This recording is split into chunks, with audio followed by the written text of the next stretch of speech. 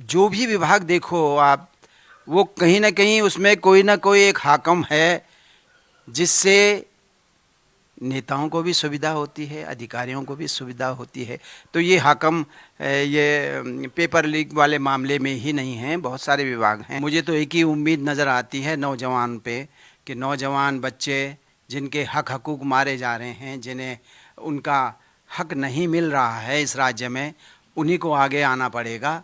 और ये सफाई होनी चाहिए, वो चाहे चुनाव के माध्यम से हो या चाहे आंदोलनों के माध्यम से हो, लेकिन सफाई की बहुत ज़रूरत है इस राज्य में।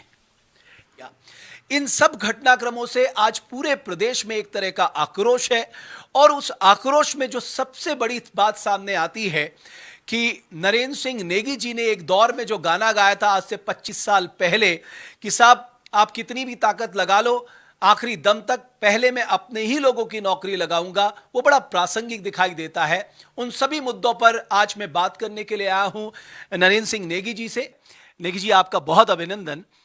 आपने जो गीत लिखा कि पहली अपनों के लगोनू ले मार ताणी आखिरी द्यों, तो आजकल इस गीत की धूम मची है सोशल मीडिया में। आपको क्या लगा था कि एक दिन ये सब निकल कर आएगा, सामने आएगा और आपकी बात सच साबित होगी?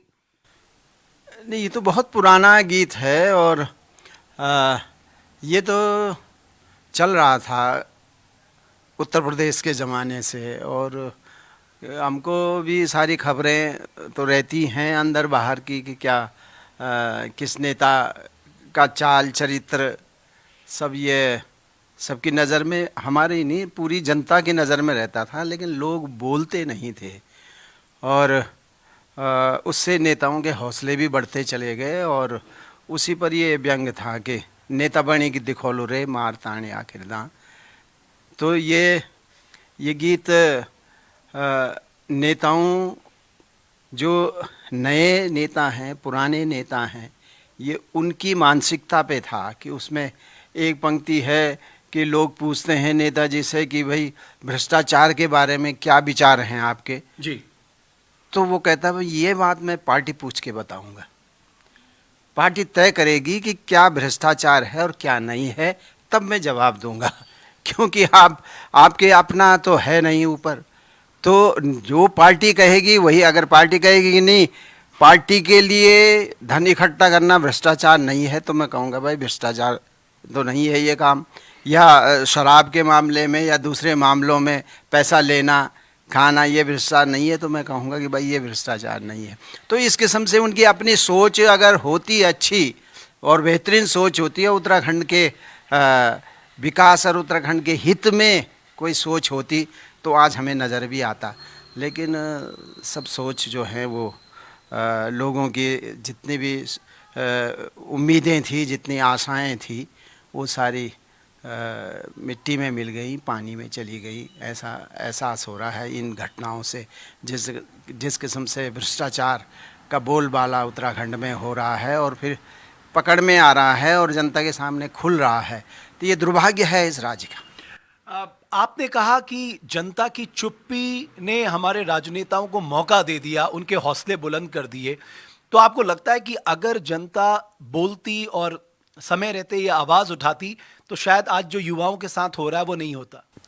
बिल्कुल यही होता। अगर जनता जागरूक होती और जनता वोट देते समय थोड़ा अकल का साथ काम करती और इन नेताओं के पुराने रिकॉर्ड खंगालती और देखती कि उन्होंने यूपी में क्या किया और यहाँ क्या कर रहे हैं, तो निश्चित रूप से उसका असर पड़ता, वोट देने में पड़ता और सरकारें बनाने में भी उसका असर पड़ता। लेकिन कुछ कमियां हमारी पब्लिक की भी हैं, जनता की भी हैं, जिन्होंने इनके हौसले इस तरह बुलंद किए हैं कि कुछ नहीं होता जी। जो आप अखबार जब रोज पढ़ते हैं और आपको हर दिन एक नई खबर आती है कि साहब फला भर्ती में भी घोटाला हुआ है, क्या आप सोचते हैं, क्योंकि आपने तो बहुत स्टेट के लिए काम किया है, कल्चरली बहुत काम किया, लोगों को जागरूक करने का बहुत काम किया है? अब क्या करें भट्ट जी, कहते हैं ना एक चना भाड़ नहीं फोड़ सकता, तो वही स्थिति है हम लोगों की। और जब तक थोड़ा जोश खरोश था तो हमने लिखा भी, गाया भी जगह जगह मंचों पे, और जहाँ भी मौके मिले हमने गाया। लेकिन अब धीरे धीरे लगता है कि हम भी थक गए हैं, लेकिन हमारे जो जनप्रतिनिधि हैं वो नहीं थके हैं अपनी कारगुजारियों से। और अब युवाओं को ही आगे आना चाहिए, जिनके हक हकूक़ मारे जा रहे हैं। अब युवाओं को चाहिए कि वो आएँ, आंदोलन करें और ये दिखाएं कि नहीं भाई, अभी हम ये सब बर्दाश्त नहीं करेंगे उत्तराखंड में, और उसके नतीजे भी सामने आएंगे। लेकिन अगर आप केवल इसी इंतज़ार में हैं कि कोई आए और हमको ये हक दिलवाए, तो वो नहीं हो पाएगा। एक और बात जो सामने आ रही है कि जिस तरह से विधानसभा में, और ये कोई पहली बार नहीं, क्योंकि पूर्व स्पीकर ने कहा साहब ये तो जब से राज्य बना है तब से परिपाटी चली आ रही है अपने अपने को लगाने की, और वो लगातार जारी है कि ज्यादातर राजनेताओं ने अपने अपनों को नौकरी पे लगा दिया, और जो प्रक्रिया होती है नौकरी देने की उसे फॉलो नहीं किया, और उसको दे दिया एक विशेषाधिकार का नाम कि साहब हमारे पास ये विशेषाधिकार है इसलिए हमने इसका इस्तेमाल किया। नहीं, नेताओं ने तो ये किया ही है, लेकिन अधिकारी भाई, फाइलें तो अधिकारी बनाते हैं, नियम कानून भी अधिकारी जानते हैं, लेकिन किसी अधिकारी ने कभी ये नहीं रोका कि ये नहीं हो सकता, ये ऐसा नियम नहीं है, हमें ये नियम के हिसाब से करना पड़ेगा। पोस्टें जो हैं वो प्रचारित करनी पड़ेंगी, उसमें सारे लोग आएंगे। उत्तराखंड के बेरोज़गार केवल तुम्हारे परिवार के थोड़ी बेरोज़गार हैं भाई, पूरे राज्य में बेरोज़गारी फैली हुई है। तो उन्होंने भी हथियार डाल दिए, कंप्रोमाइज़ कर दिया नेताओं के आगे, और नेता तो खैर नेता ही थे, उन्हें तो उनका चाल चरित्र तो हम उत्तर प्रदेश से जानते थे। एक तरह का नेगी जी ये संगठित अपराध जिसे हम कहते हैं वो सब में दिख रहा है, मतलब जितने भी ये घटनाक्रम आ रहे हैं ऐसा लग रहा है कि बहुत ऑर्गेनाइज वे में किया गया है कि अपने पसंद के अधिकारियों को लाओ, फिर उनसे पॉलिसी ठीक कराओ, फिर उन लोगों को फायदा पहुंचाओ, ट्रांसफर करा दो, और जो लोग नहीं करना चाहते उनको हटा दो। हाँ, ये बात तो थे, ये चरित्र बन गया है राजनीति का कि अपनी पसंद के नेता जो उनके हर बात को डिटो करें, जो उनके हर काम को, गलत काम को ख़ास तौर से डिटो करते रहें और चुपचाप रहें और उसमें भागीदारी निभाएं।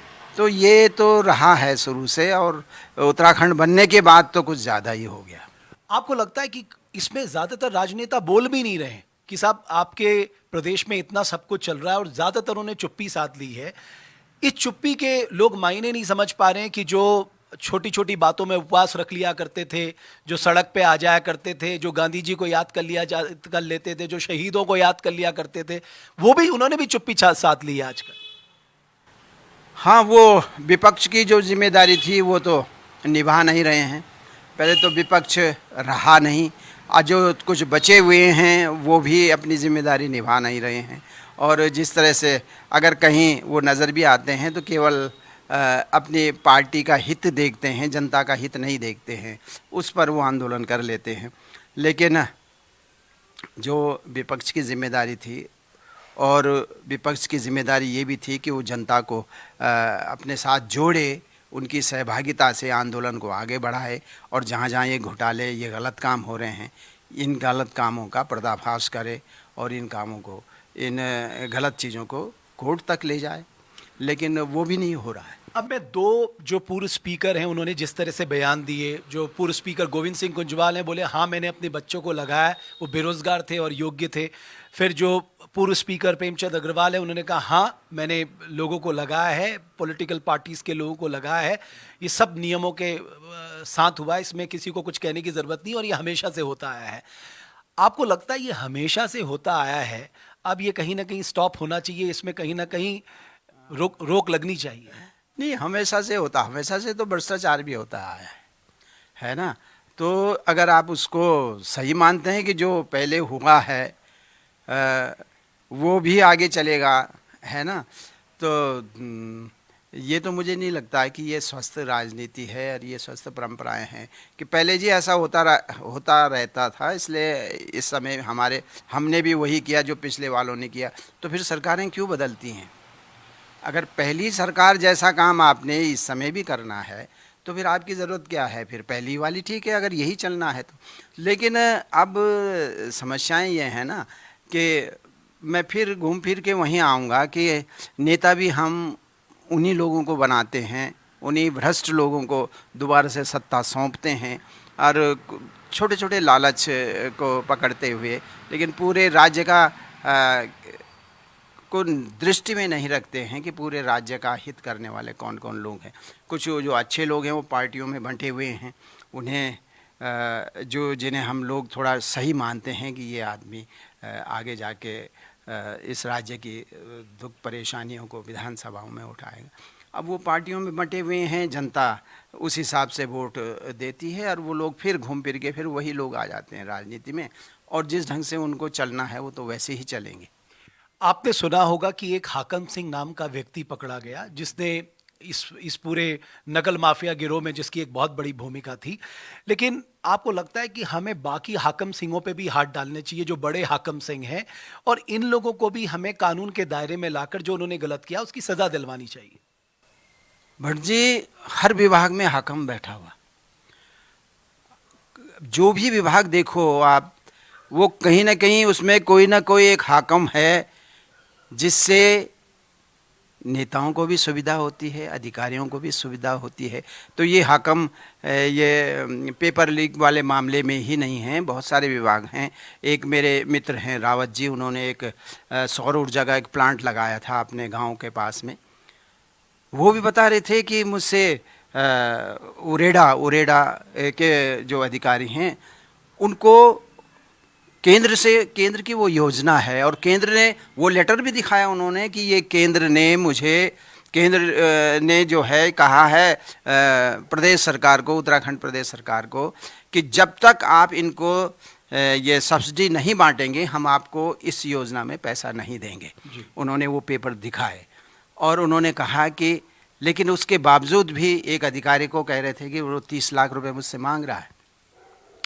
तो इन चीज़ों का मुख्यमंत्री को संज्ञान लेना चाहिए यहाँ के उत्तराखंड के, कि यहाँ पे हर विभाग में कोई ना कोई हाकम बैठा हुआ है, और ये हाकम का राज तो खुल गया है, लेकिन अगर हर विभाग को टटोलेंगे तो उसमें कोई ना कोई इस किस्म के लोग इन्वॉल्व हैं, और ये सब अधिकारी भी जानते हैं और नेता भी जानते हैं, लेकिन उन्हें ऐसे लोगों से सुविधाएं हैं। लेकिन आज आपको लगता है कि हमारे युवाओं में थोड़ा जागृति आई है, लोग भी अब ये देख रहे हैं कि ये जो पानी है वो सर से ऊपर चला गया है, अब चुप रहना इसका मतलब अपने राज्य को अपने हाथ से गंवाना है?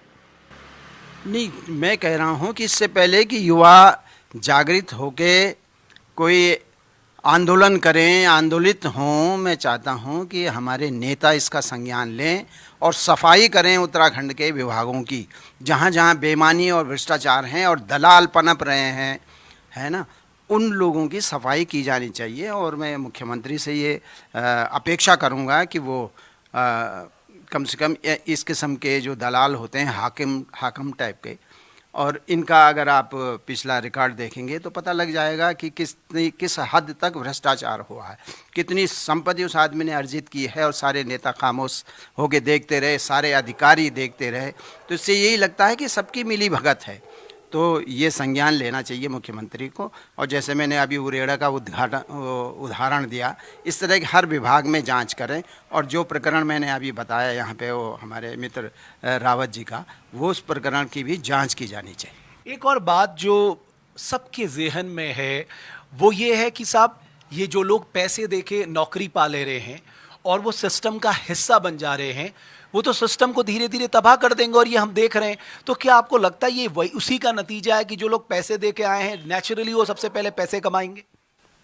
हाँ, ये बात तो है। अब ये तो जनता जानती है कि अगर कोई नेता वोट लेने के लिए या अपने इलेक्शन में अगर करोड़ों रुपया फूंकता है तो जनता जानती है कि ये वसूल भी करेगा, है ना, और वसूल क्या करेगा, आम जनता के पैसे से करेगा। और अगर आप इनकी संपत्तियों का आकलन करेंगे तो आपको लगेगा कि जब ये राजनीति में आए थे जीरो थे, और आज उनकी संपत्ति जो है कहाँ की कहाँ पहुँच गई है। तो पता नहीं इनकम टैक्स वाले भी इस बात को नहीं संज्ञान में नहीं लेते हैं, और इसीलिए हौसले बुलंद हो जाते हैं। भ्रष्टाचार के हौसले तभी बुलंद होते हैं कि जब उन पे कोई एक्शन नहीं होता है, उनकी तरफ कोई देखता नहीं है, उनकी इन हरकतों पे नज़र नहीं होती है। और अगर चलो विभाग नहीं कर रहे हैं तो जनता को इस पे ध्यान देना चाहिए। मैंने इस बारे में कई कविताएं और कई गीत लिखे भी हैं लेकिन मुझे नहीं लगता है कि उन गीतों का कोई असर अब न तो नेताओं पे हो रहा है और न जनता पे हो रहा है। बट ये जो गीत आपने लिखा, जो जिसका मैंने जिक्र किया कि साहब आखिरी वक्त तक ताकत लगा लो, मैं नौकरी अपने को ही दूंगा, मैं चाहता हूं कि आप एक बार इस गाने को दोबारा गा दें और कि लोगों के जहन में फिर से ये गीत उतर जाए। हाँ, मैं 2-4 लाइनें गा देता हूँ उसकी। जी।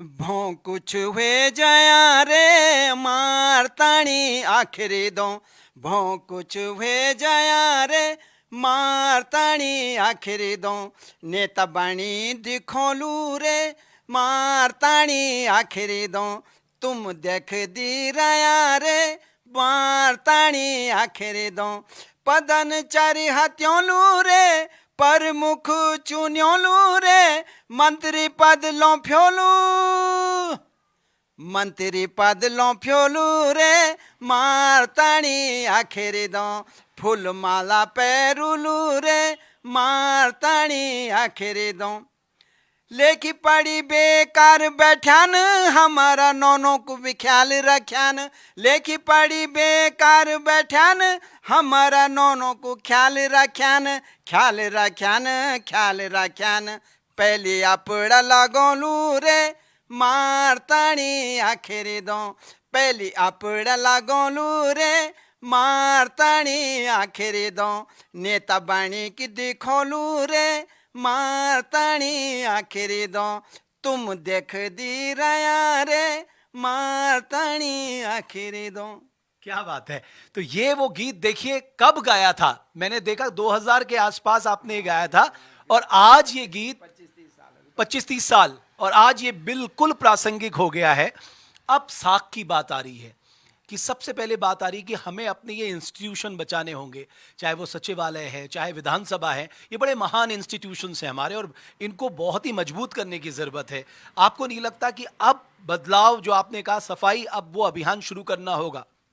बिल्कुल, मैं यही कह रहा हूँ कि ये सफाई अभियान, लेकिन सवाल यही आता है कि करेगा कौन, सफाई अभियान करेगा कौन। तो मुझे तो एक ही उम्मीद नज़र आती है नौजवान पे, कि नौजवान बच्चे जिनके हक हकूक़ मारे जा रहे हैं, जिन्हें उनका हक नहीं मिल रहा है इस राज्य में, उन्हीं को आगे आना पड़ेगा और ये सफाई होनी चाहिए। वो चाहे चुनाव के माध्यम से हो या चाहे आंदोलनों के माध्यम से हो, लेकिन सफाई की बहुत ज़रूरत है इस राज्य में।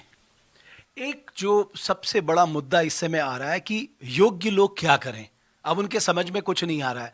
जो नौकरी लगी थी उसमें माफियाओं ने एक तरह से सब नुकसान कर दिया, उसमें इन्वेस्टिगेशन हो रहा है। कुछ बड़ी नौकरियां जो थी वो पॉलिटिकल पार्टीज के लोगों के पास चली गई, अब उनको ये समझ में नहीं आ रहा है, तो वो करें तो करें क्या? देखिए, अब ये लोकतंत्र है हमारा, लोकतंत्र तो इसी से चलेगा, इसी व्यवस्था से चलेगा लोकतंत्र। तो चुनाव होंगे और हम अपने नेता प्रतिनिधि भेजेंगे और वो फिर वहाँ पर कानून बनाएंगे, नियम बनाएंगे, नियम तोड़ेंगे, नियमों की धज्जियाँ उड़ाएंगे, लेकिन बीच में हम उन्हें वापस नहीं बुला सकते। वो वहीं रहेंगे 5 साल तक और शायद आगे भी। तो ये व्यवस्थाएं हैं, ये लोकतंत्र की जो कुछ अच्छाइयाँ हैं उनमें एक बुराई भी है, ये लोकतंत्र की मैं मानता हूँ। अब जैसा मैं बार बार कह रहा हूँ कि नेता तो इसमें सुधार करेंगे नहीं, वो अब अपना व्यवहार बदलेंगे नहीं, क्योंकि हमने 20-22 साल से देख लिया है जो भ्रष्ट हैं उन्हें भ्रष्टता के साथ ही अपना जीवन यापन करना है, अपना मंत्री पद और अपना कार्यकाल पूरा करना है। तो ऐसा मैं देख रहा हूँ, और मैं ही नहीं सारे लोग देख रहे हैं, लेकिन लाचार हैं, क्या कर सकते हैं। ये लोकतंत्र के जो परंपराएं हैं, नियम कानून हैं, उनके हिसाब से ही लोगों को चलना है। तो अब आखिरी उम्मीद इन नौजवानों में है, यही क्रांति करेंगे। एक जो आखिर में मैं आपसे जानना चाहता हूँ कि ज़्यादातर लोग कह रहे हैं कि साहब क्योंकि इसमें पॉलिटिशियन की इन्वॉल्वमेंट है, बड़े बड़े लोग अब इसमें शामिल हो गए, तो एक सीबीआई जांच इसकी होनी चाहिए कि स्टेट पुलिस इस पे कितना कर पाएगी। ये बहुत, हालांकि एसटीएफ ने अब तक 29 लोगों को पकड़ लिया बहुत रिकॉर्ड टाइम पे, लेकिन ज़्यादातर लोग कह रहे हैं कि आप सीबीआई इन्वेस्टिगेशन क्यों नहीं करा रहे? अब ये तो मुख्यमंत्री का मांग करनी चाहिए कि यहाँ पे सीबीआई की इंक्वायरी हो, सीबीआई को ये केस दिया जाए ये दोनों मामले जो आजकल बिल्कुल ज्वलंत मामले हैं, ये मुख्यमंत्री को इसका संज्ञान लेना चाहिए और सेंट्रल से या सीबीआई से मांग करनी चाहिए कि वो इन दोनों मामलों को अपने हाथ में ले कि जिस तरह से ये भ्रष्टाचार हुआ है, हो रहा है, तो शायद कुछ नतीजा उसमें निकलेगा। अब देखते हैं, अब लोग तो अनुरोध ही कर सकते हैं, बोल ही सकते हैं। अभी तक तो ये नौकरियों की बात आ रही, आपको लग रहा है जब संसाधनों के आवंटन किस तरह से हुए हैं आज तक यहाँ पर, इसके भी अगर खुलासे होंगे तो बहुत बड़े बड़े मामले निकल कर आएंगे? बिल्कुल, हमने तो लिखा है यहाँ पे, बजरी खनन हो चाहे कोई भी जो भी गलत हुआ है, चाहे ज़मीनों के घोटाले हों, तो अब मैं कोई पावर तो हूँ नहीं, ना मेरे पास कोई पावर है। मैं थोड़ा सा गीत और कविताओं के माध्यम से लोगों का ध्यान आकर्षित कर देता हूँ, लेकिन अब इस पे उनके लिए तो ये इसकी कोई वैल्यू है नहीं, वो तो सुन के न सुन के झटक देते हैं इस बात को। लेकिन जनता, जो मैं शुरू में आपसे कहा था कि जनता को जागरूक होने की आवश्यकता है, जनता के हक हकूक़ मारे जा रहे हैं, तो फिर कौन उठेगा उनके लिए? कोई दूसरे राज्य से तो कोई आएगा नहीं, हम ही लोगों को उठना पड़ेगा, हम ही लोगों को आंदोलित होना पड़ेगा, हम ही लोगों को भ्रष्टाचारियों के कान पकड़ने पड़ेंगे, हटने पड़ेंगे, तभी कुछ हो सकता है। और ख़ासतौर से नौजवानों से मेरी अपेक्षा है कि वही क्रांति ला सकते हैं ऐसी स्थिति में। चमोली के हेलंग में एक मामला हुआ, वहाँ पर आपको पता होगा कि महिलाओं को गिरफ्तार कर लिया गया, उन्हें थाने में बिठाया गया। वो सिर्फ इसलिए नाराज़ थी कि साहब उन्होंने जो एक जंगल आबाद किया उसमें टीएचडीसी का कूड़ा चला जा रहा है, तो उसमें भी कुछ ज़्यादा नहीं हुआ। तो आपको लगता है कि साहब हमें अपने लोगों को सुरक्षित रखना है, हमें अपने संसाधनों को सुरक्षित रखना है, और ये बहुत हद तक सरकार और हमारे राजनेताओं की भी जिम्मेदारी है लोगों के साथ साथ? बिल्कुल, ये तो वो तो ऐसी घटना थी कि मैं भी मुझे भी बहुत तकलीफ़ हुई उससे कि एक घास काटने के लिए आपने इतने महिलाओं का अपमान किया, उन्हें घंटों तक बिठा के रखा और उनकी प्रताड़ना की। तो ये हमारे राज्य में जो यहाँ पर जो घास है वो बरसात में उगाई है, उसके बाद वो स्वतः ही ख़त्म हो जाती है, तो अगर जानवर के लिए वो ले जाती हैं तो उनको इस तरह से प्रताड़ित नहीं किया जाना चाहिए था। और इस पहाड़ी राज्य के मुख्यमंत्री को इस बात का संज्ञान लेना चाहिए कि भाई ये तो इनका हक है घास काटना, और अपने जानवर पालना और अपना पशुपालन तो इनका हक बनता है।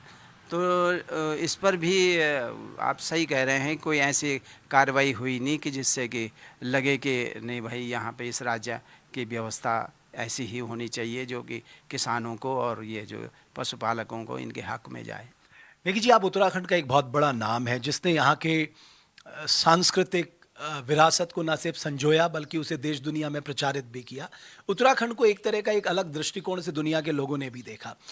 अब आपकी जो यंग चीफ मिनिस्टर है, उनसे क्या आप कहना चाहते हैं कि साहब आपने बहुत काम किया है इसके संस्कृति को संवारने के लिए, अब आप क्या चाहते हैं? एक आखिरी सवाल आपसे। नहीं, वो युवा हैं और उनसे भी उम्मीद है, हमें बहुत उम्मीद है कि वो इस बात का संज्ञान लेंगे कि यहाँ पे जो इस किस्म की घटनाएं हो रही हैं वो बिना किसी दबाव के, बिना किसी लालच के, बिना किसी सिफारिश के, उनको चाहिए कि वो इस पे सख्त कार्रवाई करें, सख्त एक्शन लें, और वो एक्शन दिखाई दे जनता को कि हाँ ये मुख्यमंत्री ने इस पे संज्ञान लिया है और इस पे कोई कार्रवाई की है। तो तब जाके हम कह सकते हैं कि भाई ये वर्तमान मुख्यमंत्री जी ने कुछ काम किया है या कुछ उन्होंने अपनी विल पावर दिखाई है, वरना तो ये मामले दबते चले जाते हैं, धीरे धीरे ठंडे बस्ते में पहुंच जाते हैं। बहुत बहुत धन्यवाद नेगी जी। नरेंद्र सिंह नेगी जी ने स्पष्ट तौर पे कहा है कि इस राज्य के भविष्य को बचाना युवाओं की अपनी जिम्मेदारी है, लोगों को आकर भ्रष्टाचार के खिलाफ आवाज उठानी होगी। उन्होंने मुख्यमंत्री से यह अपील की है कि इस मामले पर जो भी दोषी हो उनके खिलाफ सख्त से सख्त कार्रवाई पड़े, और जरूरत पड़े तो सीबीआई जांच कराने से भी पीछे नहीं हटना चाहिए।